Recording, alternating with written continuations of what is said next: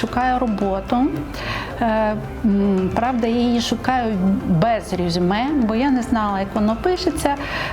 Я просто словами роботодавцям розповідала про себе, якщо бачила, що є десь вільна робота. Ну, сталкивалась з певними такими перепонами, тому що, мабуть, то, що візок, то, що інвалідність, то, що певно вік. І тому я вирішила приїхати до вас і почути, що таке взагалі резюме. І це мені на сьогодні дуже допомогло, тому що я хоч зрозуміла, для чого це як себе продати таким певним чином.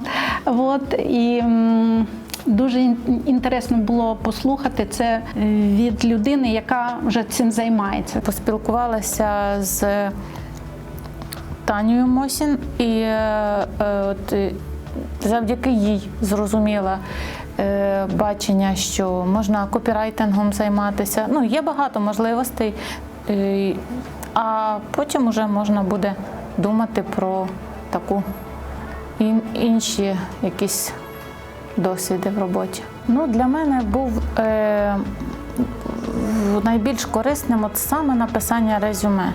Я коли почала писати то резюме, і я побачила свої недоліки, чого мені не вистачає. Я себе поставила на місце роботодавця, який мене бере на роботу. І я коли почала писати резюме і побачила, що мені того не дістає, там десь мені чомусь не вистачає, там досвіду, там навиків, І я зрозуміла, що цей блог для мене був дуже корисний для самопізнання.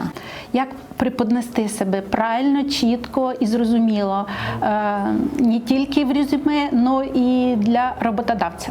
Обов'язково, заповнити резюме – це обов'язково, а там побачимо.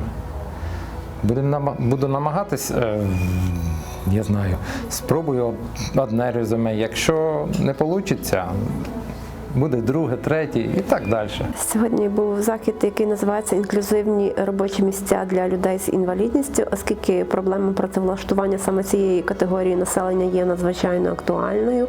Хоч наша Конституція, стаття 43 пише, що кожен має право на працю, яку він вільно обирає або на яку вільно погоджується. Насправді це є гарна теорія. На практиці людина з інвалідністю влаштуватися майже не може, особливо така, в якій інвалідність дуже важка. Там перша група або перша А.